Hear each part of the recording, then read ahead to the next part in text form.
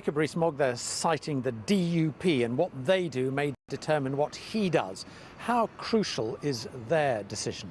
Well, the DUP have 10 votes, and it's an important part of it. They were 10 of the 10 people who voted against last time. That would, if they switch votes, that would change it by 10. But I'm not sure the softening is right, because I think what Jacob was saying was no deal is better than a bad deal, but a bad deal is worse than staying indefinitely in the EU. There is no suggestion anywhere that there is a support for revoking Article 50.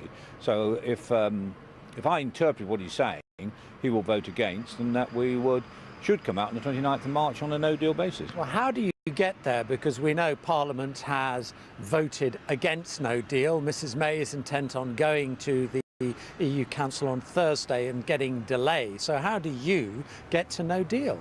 Well, first of all, Parliament, 2/3 of Conservative MPs, 2/3 of Mrs May's party, voted against any extension past the 29th of March.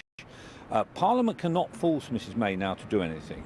The only person who could get an extension or ask for an extension is Mrs May. She's under no obligation to do so, and I hope what she'll do is say, well, we've tried very hard to get my deal through. Clearly that can't go through, so we are now going to come out on a no-deal basis on the 29th of March, as I have promised 108 times in the House of Commons. But you know, she has said if her deal doesn't get through, then the likelihood is the EU will offer a long delay. So what do you do about that? Well, she says that, and she would say that now to try and persuade MPs to vote for a deal. But it's if you stood back and said, 2/3 of a party said we can't go past the 29th of March, and the Prime Minister come back and trying to sell a deal that's for, a 2-year extension. I don't think it would just be Conservative MPs that voted against that.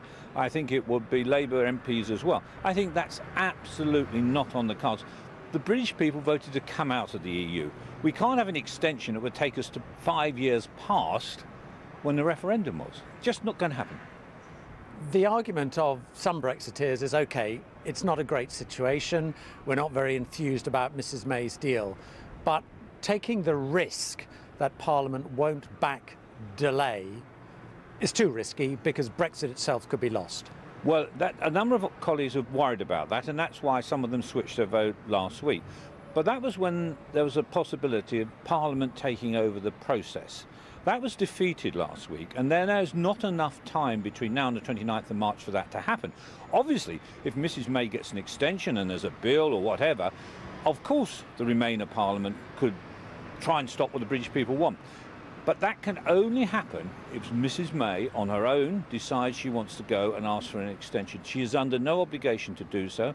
My advice as the Prime Minister would be to go to see the European Union on Thursday, talk to them, and see if she can negotiate a transition period of 9 months, a standstill, while we come out and on a sort of easier basis on WTO rules. And that, of course, is something that the EU privately have said they're going to do. But, of course, they won't say that publicly at the moment until we've decided what we're going to do with her deal. So I said at the beginning, I mean, all options seem to be on the table. What do you think realistically is the likely outcome now?